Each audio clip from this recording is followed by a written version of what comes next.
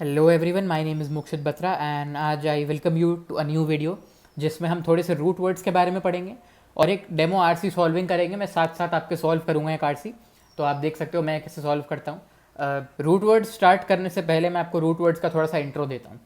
जब हम वोकेबलरी पढ़ते हैं ना, मैंने अपने पहले कम्पिटेटिव एग्जाम में गलती करी थी। क्या गलती करी थी कि मैंने एक नोटबुक ली थी, उसमें मैं 100 200 300 400 वर्ड्स के मीनिंग लिखे जा रहा था पूरे दिन रात बैठ के। और ऑब्वियसली जब आप इतने सारे वर्ड्स लिखोगे, बहुत कम चांसेस हैं आपको वो सारे वर्ड्स याद रहेंगे। ऐसे ईच वर्ड, हर एक एक वर्ड का मीनिंग याद करना काफ़ी डिफिकल्ट पड़ता है, राइट। तो रूट वर्ड्स की हेल्प लेते हैं हम। रूट वर्ड्स क्या होता है, जैसे मैं आपको एक एग्जांपल दूं। जैसे हम वर्ड लेते हैं साइकोलॉजी, मैंने एक वर्ड चूज़ किया। फेमिलियर होंगे, साइकोलॉजी आपका हो सकता है सब्जेक्ट भी होगा स्कूल में कुछ लोगों का। तो साइकोलॉजी दो वर्ड से बना होता है, राइट। साइकी प्लस लॉजी, ये दो वर्ड्स को जोड़ के बना है, राइट। तो ये एक रूट वर्ड हो गया मेरा और ये एक रूट वर्ड हो गया। तो इन दोनों रूट वर्ड को जोड़ के मैंने एक नया वर्ड बना दिया है, राइट। अब अगर मैं आपको ये एग्जांपल दूँ तो साइकी का मतलब होता है माइंड, माइंड या फिर बिहेवियर, और लॉजी का मतलब होता है किसी चीज़ की स्टडी। ये हम पढ़ेंगे अभी, मैं इन दोनों के बारे में आपको बहुत पढ़ाऊंगा आगे। तो जब मैं इन दोनों को कंबाइन कर दिया तो मैंने कह दिया अच्छा साइकोलॉजी, साइक और लॉजी का मतलब माइंड और उसकी स्टडी, ठीक है। यानी साइकोलॉजी का मतलब क्या हुआ, हमारे माइंड की स्टडी, ब्रेन की स्टडी या बिहेवियर की स्टडी, उसको मैंने कह दिया साइकोलॉजी कह दिया, ठीक है। ऐसे रूट वर्ड्स काम करते हैं। तो कुछ कॉमन रूट वर्ड्स मैं आपको गो थ्रू करूंगा। रूट वर्ड सीखने का बेस्ट तरीका क्या है, वर्ड पावर मेड ईजी एक बुक है नॉर्मन लुइस की, सुना होगा आपने। ये बुक आप कोई भी एग्जाम दे रहे हो ना जिसमें इंग्लिश आती है, ये बुक तो आपको करनी ही करनी है एटलीस्ट, मैं तो सबको रिकमेंड करता हूँ। पहले रूट वर्ड की बात करते हैं, मैल। मैल मतलब MAL, MAL, ये हमारा पहला रूट वर्ड है आज का। इसका क्या मतलब होता है, बैड या फिर ईवल, या किसी चीज़ को मैं बुरा कह रहा हूँ या फिर गंदा कह रहा हूँ, ईवल कह रहा हूँ, तो वो सब हमारा मैल से बनता है। कैसे बनते हैं वर्ड, जिससे मैं दिखाता हूँ आपको।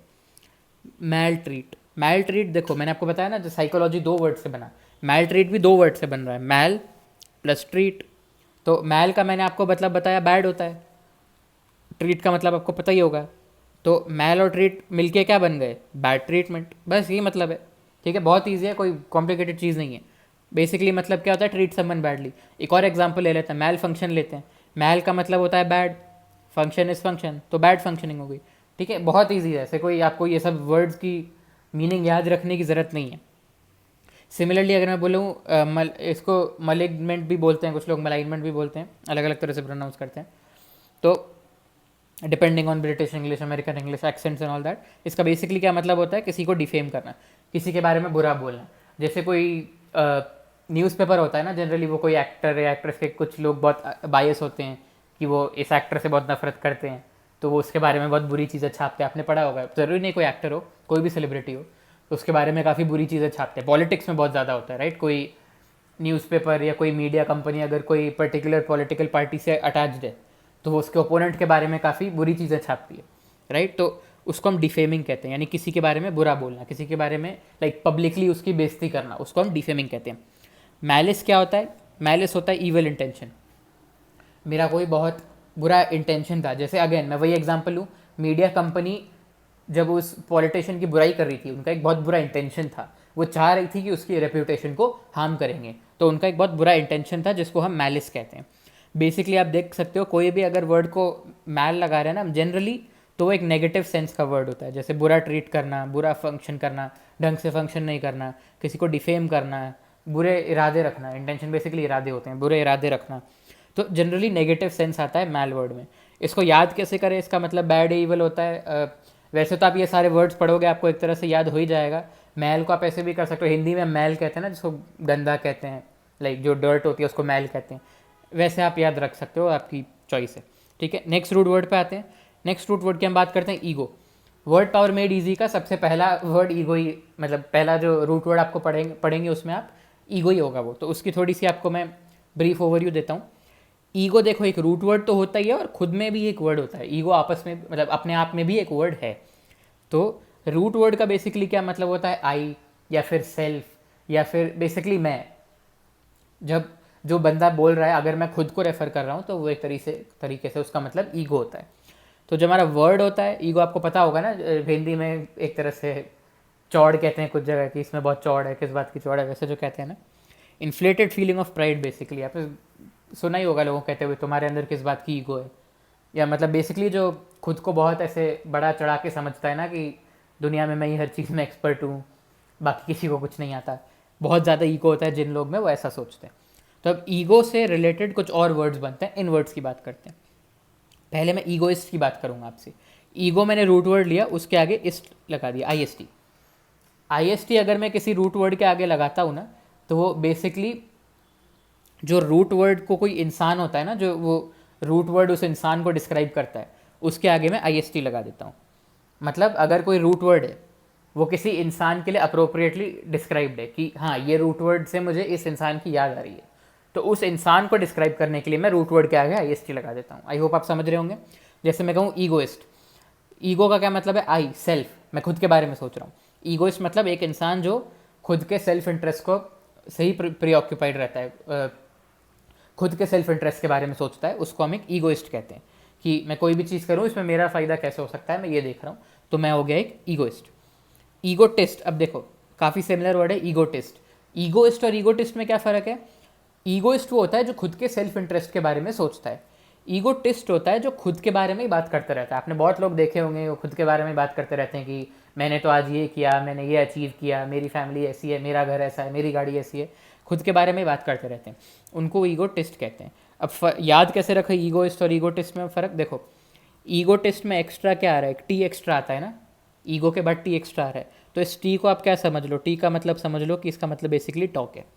तो जहाँ पे टी आ गया ना ईगोटिस्ट में, बेसिकली वो खुद के बारे में टॉक कर रहा है, खुद के बारे में ही बात करता है, उसको हम ईगोटिस्ट कह देते हैं। ईगो सेंट्रिक, देखो ईगो किस, ईगो सेंट्रिक दो वर्ड से मिलके बना है, ईगो से मिलके बना है, और कौन सा वर्ड है साथ में? सेंटर।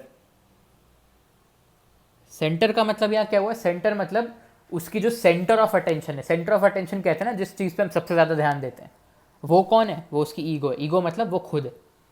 क्या मतलब हुआ? A person who only cares about his own needs या centred around his own needs, again centre आ गया। तो इसमें और ईगोइस्ट में क्या फ़र्क हुआ?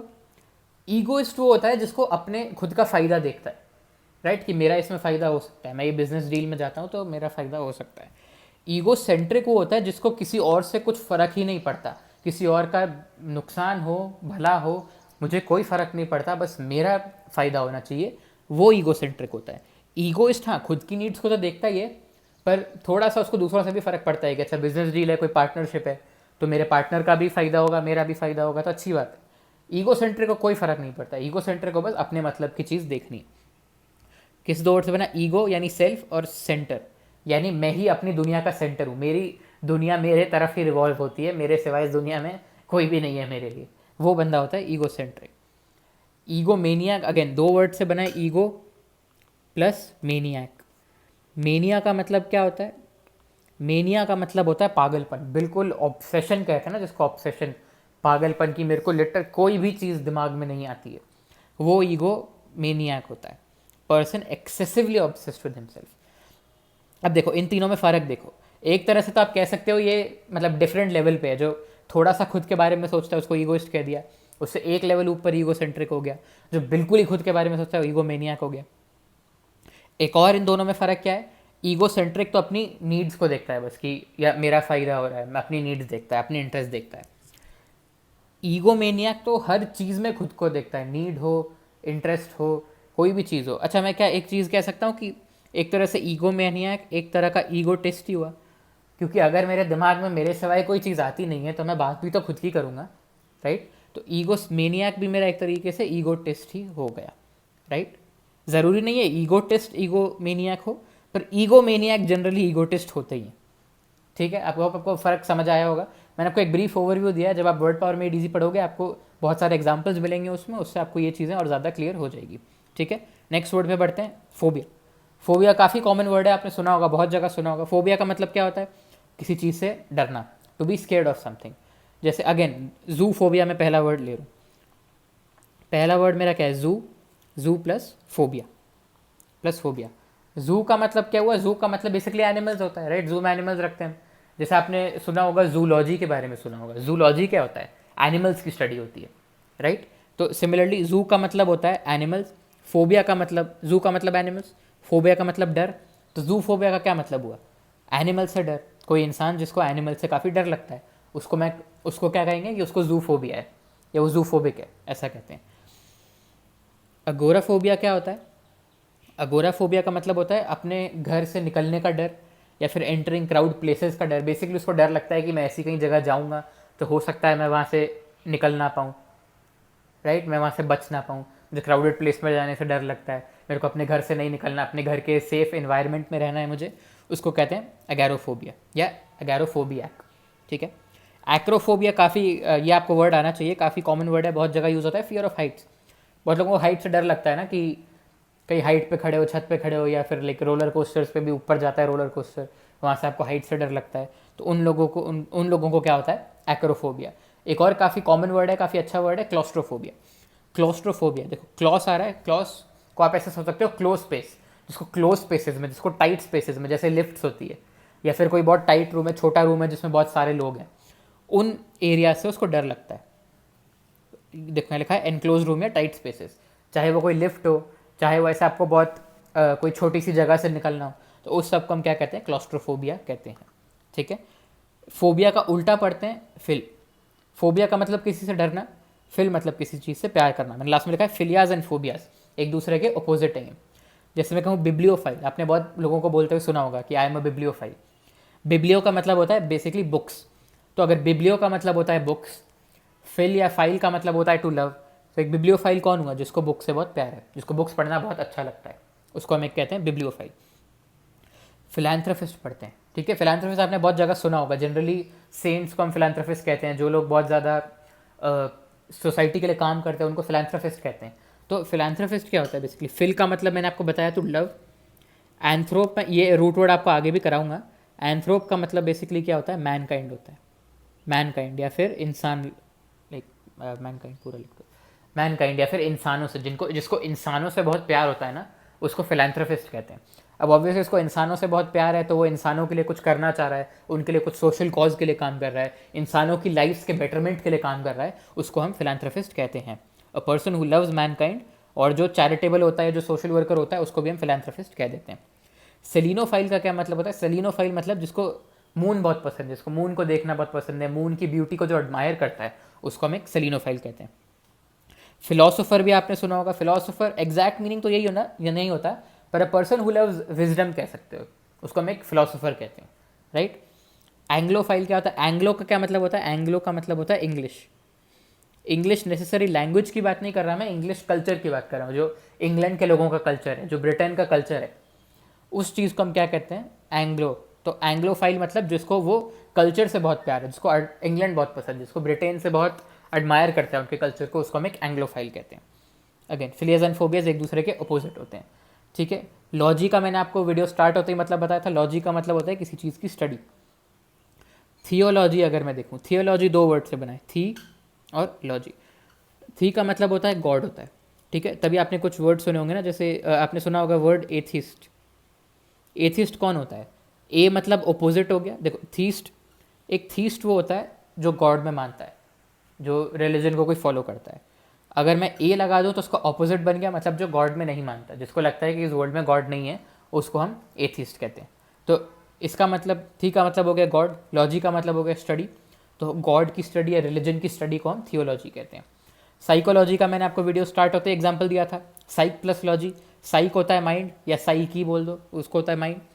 लॉजी होता है स्टडी, तो the study of human mind and behaviour is called psychology. ठीक है।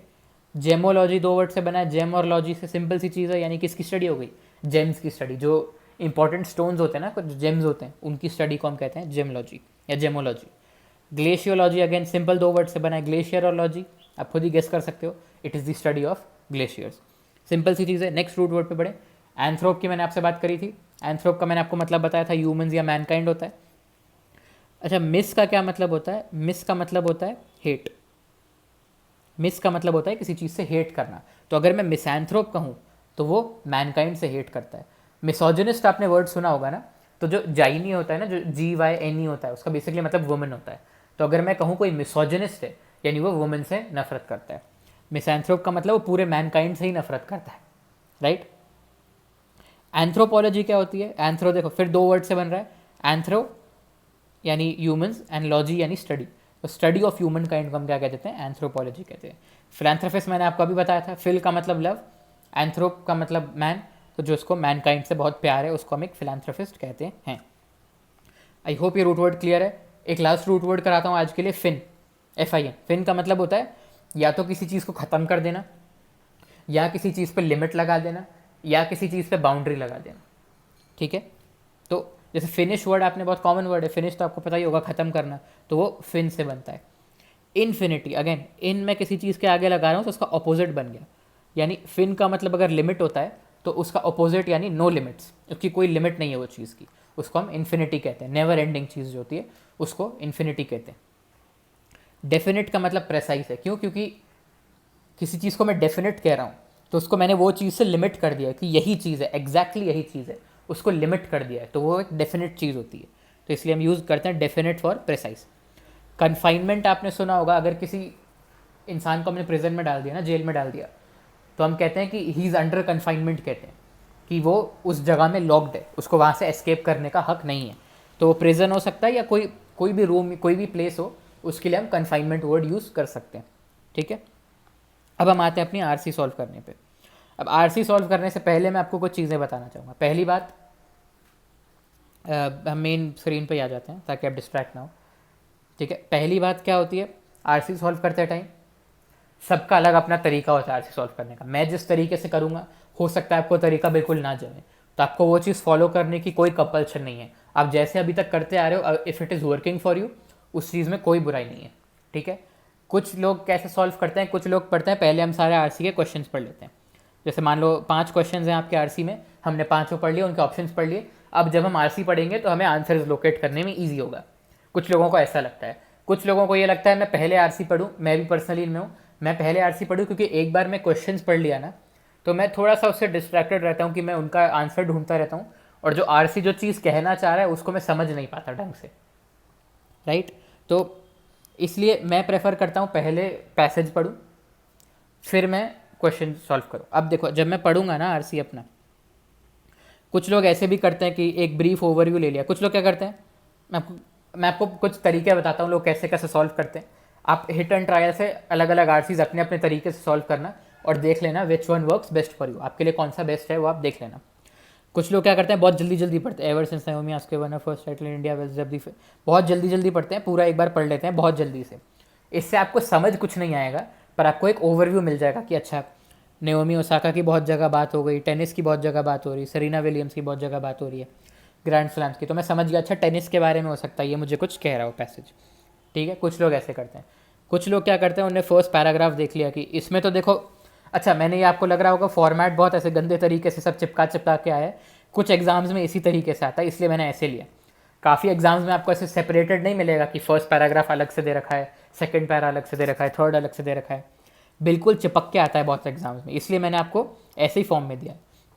और ऐसे ही आता है लाइक दो डिवाइडेड आता है, ऐसे नहीं आता कि पूरी एक लाइन फर्स्ट से लास्ट जा रही है फिर फर्स्ट से लास्ट जा रही है, ऐसे नहीं आता।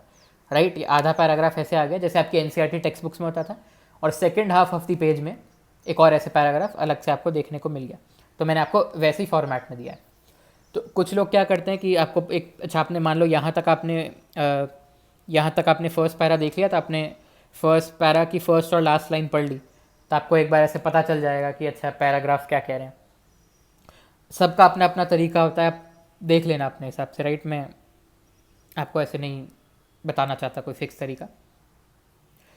मेरा पर्सनली तरीका ये है, मैं स्टार्टिंग से चालू करता हूँ, बिल्कुल फर्स्ट वर्ड से चालू करता हूँ और पढ़ता हूँ उसको पूरा एंड से लेके फर्स्ट से एंड तक सीधा का सीधा ऐसा का ऐसा पढ़ता हूँ।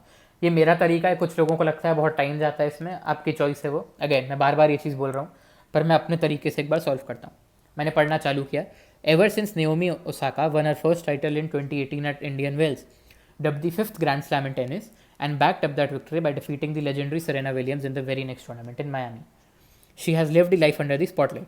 पहला ग्राफ पढ़ा, अब सोचो कि अच्छा हमारी बात हुई, एक नेओमी ओसाका की बात हुई, ठीक है, वो एक टेनिस प्लेयर है, मेरे को पता चल गया उसने अपना फर्स्ट टाइटल जीता 2018 में, एंड उसने उसके बाद लेजेंडरी सरीना विलियम्स को भी हराया अगले टूर्नामेंट में जो उसने खेला, एंड तब से वो एक काफ़ी फेमस प्लेयर बन गई। She is been under the spotlight. Under the spotlight मतलब काफ़ी आजकल कह सकते हो न्यूज़ में चल रही है या उसको बहुत लोग कवर कर रहे हैं, बहुत लोग उसके बारे में बात कर रहे हैं, उसको अंडर दी स्पॉटलाइट कहते हैं। ठीक है, मैंने आगे पढ़ा, anointed the next big thing in women's tennis, she duly won her first major at the 2018 US Open by beating Serena in the final. ठीक है, मुझे थोड़ी सी और information the.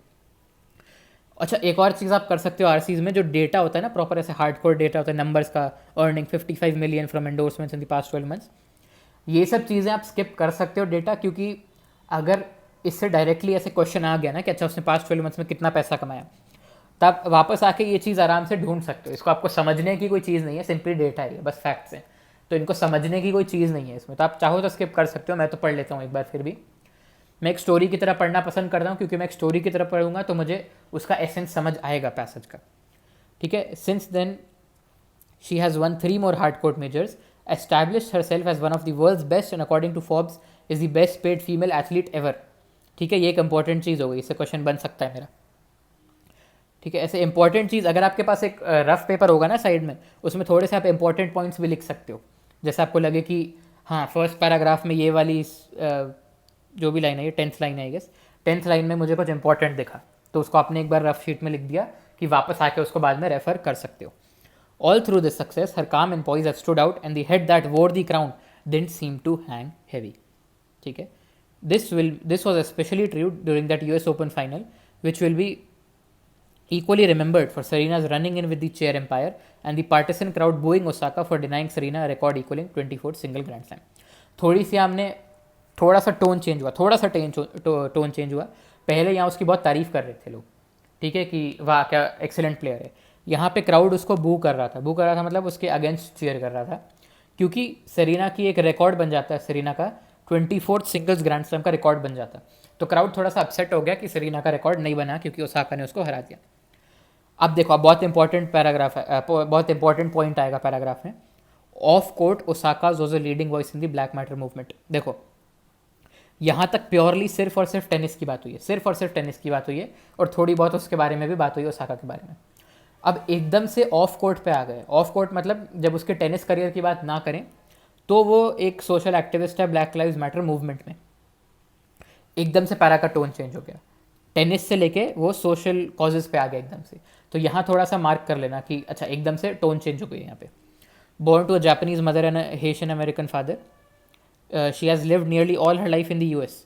Eight the 2020 US Open that she won, she wore 7 masks for 7 matches, each highlighting the name of a victim of racial injustice. थोड़ा सा para cut गया, आई am sorry, मतलब इसके बाद कोई लाइन नहीं है, बस ये नीचे का थोड़ा सा कट गया है, तो I am sorry about that. ठीक है, again important point, black lives matter movement क्यों सपोर्ट करती है? उसके खुद के mother and father are not from the US, या फिर वो मल्टी कल्चर्ड हैं। ठीक है, एंड उनके लिए वो काफ़ी वर्क भी करती है। उन्हें 7 मास्क उसने पहने अपने अलग 7 मैचेस के लिए, सारे विक्टिम्स की ब्रूटैलिटी को दिखाने के लिए। Seen in this context, Osaka's decision ahead of the ongoing French Open to shun the obligatory press conference because she didn't want to subject herself to the people who doubt her, and her refusal to engage on the same with the authorities seems surprising.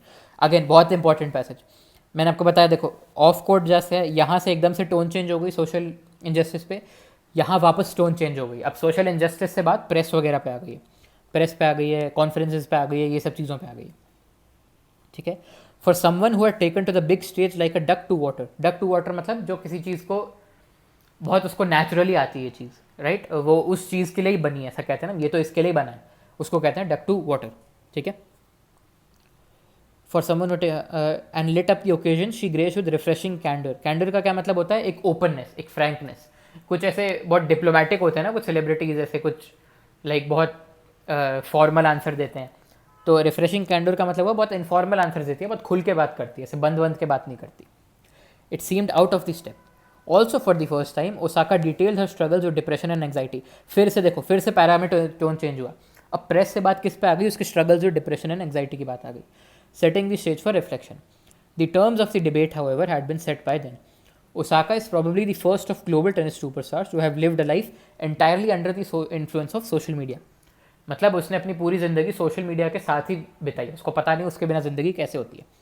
The absolute control of the message it offers has led to players shunning conventional media. But as Osaka found out, while one-way communication offers freedom, there is very little space for dialogue and certainly no immunity from the backlash a loosely worded or wrongly timed message can potentially generate.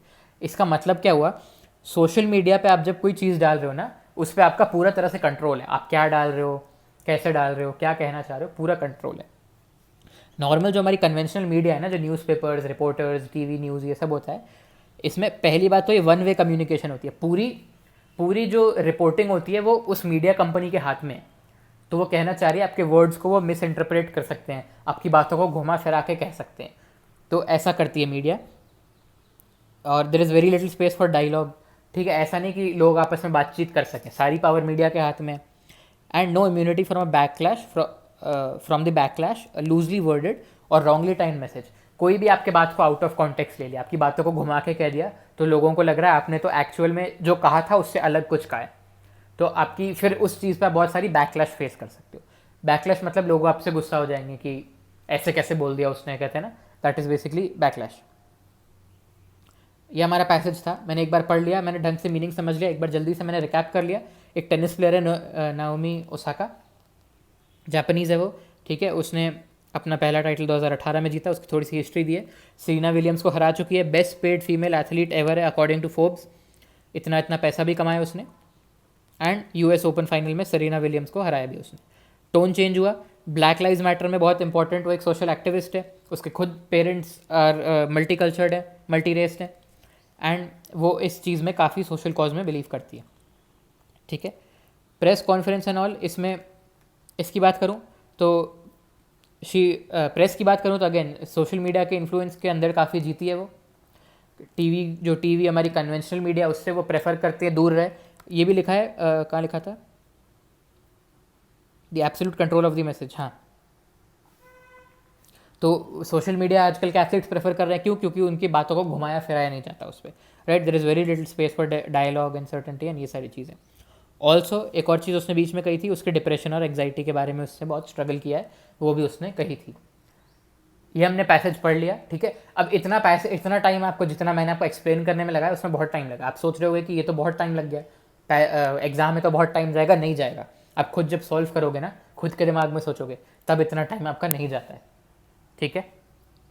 ये तो मैं आपको explain कर रहा हूँ एक एक step, इसलिए थोड़ा सा हमें टाइम लग गया। अब इस पर हम करते हैं कुछ question. Question 1, Naomi Osaka won her first major tennis title in 2018 in dash. Options दे रखे हैं आपको, Indian Wells, Miami, the US Open and the French Open. यहाँ पे बहुत बड़ी गलती करते हैं लोग, बहुत बड़ी गलती करते हैं। आपने पैसेज खोला, आपको पहली चीज़ दिख गई, Naomi Osaka won her first title in 2018 at Indian Wells, ठीक है, इंडियन वेल्स मिल गया, ए पे टिक मार्क मारो, नेक्स्ट क्वेश्चन। ये मत करना, बिल्कुल गलत चीज़ है, ऐसा बिल्कुल मत करना। क्यों? क्वेश्चन को ढंग से पढ़ो। आरसी के जब क्वेश्चन सॉल्व करोगे ना, आपको एग्जामिनर बहुत कोशिश करेगा ट्रिक करने की, ट्रिकी लैंग्वेज यूज़ करने की, ऑप्शंस घुमाने की। आपको लगेगा चारों ही ऑप्शन सही हैं, आपको लगेगा चारों ही ऑप्शन गलत भी हैं, ऐसा भी बहुत लगता है। और आईपी मैट इंदौर के पेपर या ऐसे जिनमें इंग्लिश बहुत अच्छे लेवल की आती है, उनमें तो बहुत ज़्यादा लगता है। इसलिए कामली पढ़ना, ठंडे दिमाग से सोचो क्या लिखा है। Naomi Osaka won her first major tennis title in 2018। यहाँ क्या लिखा है, Naomi Osaka won her first title. Major title की यहाँ बात नहीं हुई है। मेजर टाइटल भी हो सकती है, माइनर टाइटल भी हो सकती है, कोई कैसी भी टाइटल हो सकती है, ठीक है। ध्यान से ठंडे दिमाग से एक एक वर्ड पढ़ना है क्वेश्चन का। अब यहाँ आपने पढ़ लिया एट इंडियन वेल्स और वेरी नेक्स्ट टूर्नामेंट इन मायामी, तो आपने लिखा था इंडियन वेल्स, लिखा है इंडियन वेल, टिक कर दिया, अगेन वो गलत है। थोड़ा आगे पढ़ो, शांति से पढ़ो। Anointed the next big thing in women's tennis, she duly won her first major at the 2018 US Open. First major यहाँ पे लिखा है, यही तो हमें बताता था, first major tennis title. First major tennis title कहाँ जीती उसने, लिखा है by beating Serena in the final of the US Open. तो मेरा क्वेश्चन 1 का सही आंसर क्या हो गया, C, the US Open is the correct answer. Indian Wells नहीं है यहाँ, मैं आपको बताऊंगा, इस क्वेश्चन से रिलेटेड एक और स्टोरी बताऊंगा आपको, ठीक है। द यूएस ओपन है इसका answer, alright. Besides tennis, Osaka is also known for her support of the fight against empires, the fight against the media, the fight against Serena Williams and the fight against racial injustice। देखो यहाँ बात हुई है media की, कि media आजकल ऐसी ऐसी है, ठीक है, वो वन वे कम्युनिकेशन ऑफर करती है, ये सारी चीज़ें मीडिया के बारे में है। एक हेट है मीडिया के अगेंस्ट थोड़ी सी, स्पेशली बाय दी सेलिब्रिटीज़ आजकल। पर ऐसा कहीं नहीं कहा गया है पैराग्राफ में, भले ही पूरा पढ़ लो ये वापस, ऐसा कहीं नहीं कहा गया है कि नेओमी ओसाका ये मीडिया के अगेंस्ट है इसलिए उसको बहुत पॉपुलैरिटी मिलती है कि you know she is a Pioneer in this fight against media. ऐसी कोई बात नहीं है। उसको लोग इसलिए नहीं जानते कि हाँ मीडिया के बहुत अगेंस्ट है वो, ऐसी कोई बात नहीं हुई है यहाँ पे, राइट। तो ये ऑप्शन मेरा गलत है। अच्छा, ऑप्शन एमसीक्यू हमेशा मैं कहता हूँ ऑप्शन एलिमिनेट करके करो, ऑप्शन एलिमिनेट करके सॉल्व करो। क्यों? क्योंकि चारों ऑप्शंस को एक साथ देखोगे आपका माइंड क्लटर्ड रहेगा, चारों ऑप्शंस के बारे में एक साथ सोचता रहेगा। अब इसको आपने काट दिया ना सीधा, अब आपका दिमाग थोड़ा फ्री हो गया। अच्छा, अब 3 ऑप्शंस के बारे में ही सोच रहा है तो मैं आराम से डी क्लटर हो गया माइंड, तो अब मैं सॉल्व कर सकता हूँ आराम से। फाइट अगेंस्ट एम्पायर्स की तो कोई बात ही नहीं हुई थी पूरे पैराग्राफ में, ऐसी कोई स्पेशल बात ही नहीं थी। हाँ, सेरेना विलियम्स का ऐसा कुछ था, लिखा हुआ था, मैं कहाँ लिखा था, हाँ, for Serena's running in with the chair umpire. पहली बात तो ये सरीना की बात कर रहे हैं, दूसरी बात तो सरीना की बात कर रहे हैं तो यहाँ तो ओसाका की बात है, तो वैसे ही ए ऑप्शन तो पूरा कट ही गया। 2 ऑप्शन बचे, the fight against Serena Williams and the fight against racial injustice. देखो डी के लिए तो बहुत पॉपुलर है, मैं जानता हूँ। सी के लिए भी मैंने पढ़ा था कि सरीना विलियम्स को उसने हराया तो उस चीज़ में काफ़ी पॉपुलर हुई। लेकिन क्वेश्चन की लैंग्वेज को पढ़ो। बिसाइड्स टेनिस, पहली बात तो बिसाइड्स टेनिस बोल दिया उसने, ठीक है, तो वैसे ही सरीना विलियम्स तो कट ही गया। क्यों? क्योंकि बिसाइड्स टेनिस बोल रखा है। ऊपर से क्या बोल रखा है, Osaka is also known for her support of. तो अगर मेरी किसी इंसान से फाइट है, मान लो, ठीक है, मेरी फाइट है, मेरे कोई फ्रेंड से मेरी फाइट है, तो उस फाइट में मैं खुद को तो सपोर्ट करूंगा ही ना, राइट। मैं किसी बंदे से लड़ रहा हूँ और मैं खुद को सपोर्ट कर रहा हूँ, तो उसके लिए लोग मुझे पॉपुलर तो नहीं मानेंगे ना कि खुद को सपोर्ट कर रहा है, वाह क्या अच्छी बात है। इस चीज़ का कोई सेंस नहीं बना, राइट। तो ये ऑप्शन भी एक तरह से हमारा कट गया कि ऑब्वियसली अगर उसकी सरीना विलियम्स से फाइट है, ऑल्दो टेक्निकली उसकी कोई फाइट नहीं है, ऐसा कोई बात नहीं हुई। फाइट बस ये है कि मतलब उन्होंने एक मैच खेला था, तो फाइट तो है भी नहीं। फाइट होती भी तो वो ये लैंग्वेज यूज़ कर ली ना, फॉर हर सपोर्ट ऑफ, तो वो खुद की फाइट में सरीना विलियम्स के अगेंस्ट खुद को सपोर्ट कर रही है, चीज़ का कोई सेंस नहीं बन रहा है। समझ रहे हो मेरी बात? तो सी ऑप्शन भी यहाँ पे गलत है। इसकी बहुत बात हुई है कि रेशियल इनजस्टिस की वजह से काफ़ी पॉपुलैरिटी मिली है, तो ये बात बिल्कुल सही है। तो यहाँ करेक्ट आंसर है ऑप्शन डी। अच्छा, अगर मैं लिख देता ना, अगर मैं बिसाइड्स टेनिस हटा दूँ इससे और हर सपोर्ट ऑफ भी हटा दूँ, मैं लिख दिया Osaka is also known for, तो फिर भी आंसर सी हो सकता है। आंसर सी और डी दोनों हो सकते हैं, क्योंकि वो अपनी सरीना विलियम्स से अगेंस्ट फाइट के लिए भी काफ़ी फेमस है।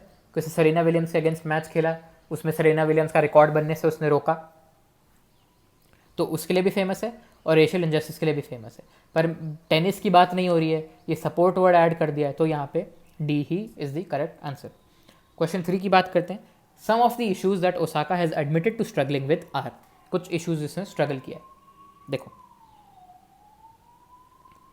रेशियल, अच्छा पहले रेशियल डिस्क्रिमिनेशन की बात हुई थी, ठीक है। एक बात आप पैराग्राफ में नोटिस करो, उसने बात करी कि she was born to a Japanese mother, Asian American father, हमेशा यूएस में रही है, एंड उन्हें पुलिस ब्रुटैलिटी के विक्टिम्स को बहुत उन्हें सपोर्ट किया है। ऐसा कहीं नहीं लिखा है कि वो खुद रेशियल इनजस्टिस की एक विक्टिम थी। मैं ये नहीं कह रहा हूँ उसके साथ नहीं हुई होगी इनजस्टिस, मे भी हो भी सकता है, पर पैराग्राफ में हमें नहीं लिखा। क्वेश्चंस हमें प्योरली पैराग्राफ के बेसिस पे ही सॉल्व करने हैं, और पैराग्राफ में ऐसा नहीं लिखा है कि वो खुद रेशियल इनजस्टिस की विक्टिम थी, तो ये तो मैंने सीधा हटा ही दिया, ठीक है। इनजस्टिस यहाँ भी ऐसा कुछ लिखा नहीं था कि वो इनजस्टिस की विक्टिम है। एंगर की भी कोई बात हो नहीं रखी, आप चाहो तो वापस पॉज करके पढ़ लो पैसेज, एंगर की कोई बात नहीं है। पर डिप्रेशन और एंग्जाइटी मैंने आपको दिखाया था, सीधा सीधा लिखा था, राइट, सीधा सीधा ऐसे का ऐसा लिखा था। कहाँ गया, Osaka detailed struggles with depression and anxiety, सीधा सीधा लिखा है, डायरेक्टली लिखा है, तो ये तो आपको पढ़ते ही आ जाना चाहिए कि B is the correct option ही है, ठीक है। क्वेश्चन 4 पे आते हैं। Find a phrase in the passage that means the same as have a natural talent for. अच्छा, ये चारों जो फ्रेजेज है ना, ये तो थे ही उसके अंदर, पैसेज के अंदर ही चारों फ्रेज हैं, आप चाहो तो पढ़ लो वापस। मैंने आपको मतलब समझा रखा था, देखो, the next big thing in women's tennis, ये फिर भी हो सकता है, पर ये जो फ्रेज है ना, ये सिर्फ टेनिस से लिमिटेड है, और वो भी वुमेन्स टेनिस से लिमिटेड है। यहाँ तो बात हो रही है बस नेचुरल टैलेंट होना चाहिए, टेनिस के लिए भी हो सकता है, कोई और स्पोर्ट के लिए हो सकता है, किसी भी चीज़ के लिए हो सकता है। तो the next big thing in women's tennis तो नहीं हो सकता, क्योंकि एक टेनिस स्पेसिफिक चीज़ है। Lit up the occasion she graced, इसका बेसिकली ये मतलब वो जहाँ भी जाती थी वहाँ बहुत सारी रौनक आ जाती थी, राइट। काफ़ी अच्छा लगता था लोगों को वहाँ जाके कि कितना अच्छा ओकेजन है ये, यहाँ नेओमी ओसाका ये। पर इसका नेचुरल टैलेंट से कोई रिलेशन नहीं है इस बात का, तो मैं बी ऑप्शन भी काट देता हूँ। Like a duck to water हो सकता है, मैंने आपको इसका मतलब बताया था। रिफ्रेशिंग कैंडोर मैंने आपको मतलब बताया था, बहुत ओपननेस से बात करती है। अगेन इसका भी कोई नेचुरल टैलेंट का कोई सेंस नहीं बन रहा है, तो ये भी मैं काट देता हूँ। डक टू वाटर बिल्कुल नेचुरल टैलेंट है कि डक वाटर में बहुत नेचुरली स्विम करती है, तो नेओमी ओसाका भी बहुत नेचुरली टेनिस खेलती है, राइट। ऐसा लगता है वो उसी चीज़ के लिए बनी हुई है। क्वेश्चन 5 पे बात करते हैं।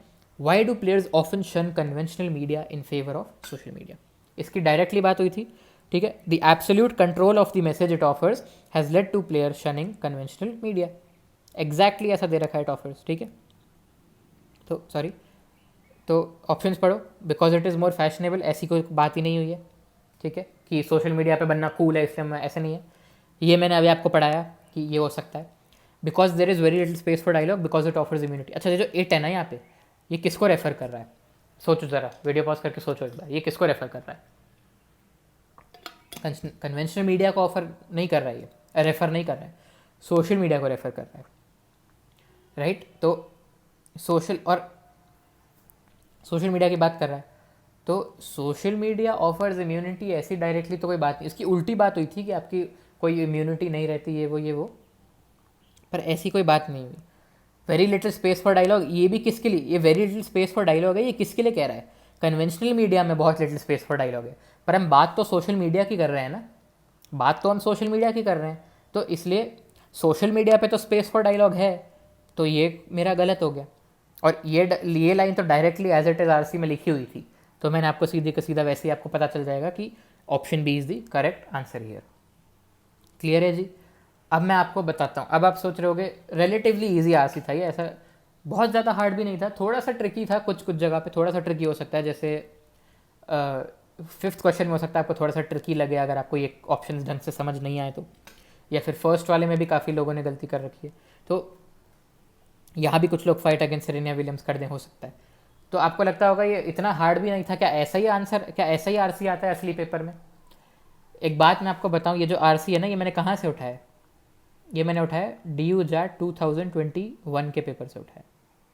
DU JAT 2021 में जो पेपर आया था ना, DU JAT अगर इनकेस आपको नहीं पता है, क्योंकि अब DU JAT होता नहीं है, अब CUET रिप्लेस कर दिया है, पर दिल्ली यूनिवर्सिटी में अगर आपको BMS BFI या BB कोर्सेज के लिए एडमिशन लेना होता था ना, तो DU JAT नाम से एग्जाम देना होता था।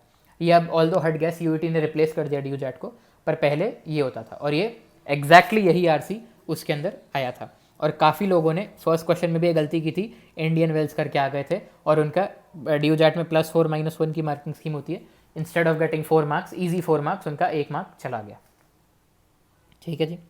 CUET में आपकी +5 -1 मार्किंग स्कीम होती है, बाय द वे, आपको पता होगा। तो इसलिए एक्चुअल प्रीवियस ईयर क्वेश्चन ही है ये आरसी, मैंने खुद से बनाया नहीं है, ऐसी कोई रैंडम जगह से नहीं उठाया, एक्चुअल में पेपर में आ चुका है, काफ़ी बड़े पेपर में आ चुका है ये, ठीक है। तो आई होप आपको ईजी लगा होगा, ऑल्दो ये आ चुका है, प्रीवियस ईयर क्वेश्चन है, इतना कोई हार्ड नहीं था, ठीक है जी। Thank you so much for watching this video. थोड़ी सी लंबी हो गई होगी, पर हमने रूट वर्ड्स भी कवर किए शुरू में, आरसी भी सॉल्व करी एक, और आरसी समझाने में काफ़ी टाइम लगता है, सॉल्व करने में तो थोड़ा सा टाइम लगता है, हाँ, पर फिर भी समझाने में काफ़ी टाइम लगता है, तो वीडियो थोड़ी सी लंबी हो गई है। आई होप अब ज़्यादा आपकी अटेंशन रही होगी वीडियो के थ्रू आउट, आपको मज़ा आया होगा वीडियो देखने में, एंड कुछ सीखने को भी मिला होगा। Thank you so much for watching this video everyone. My name is Mokshit, and good bye.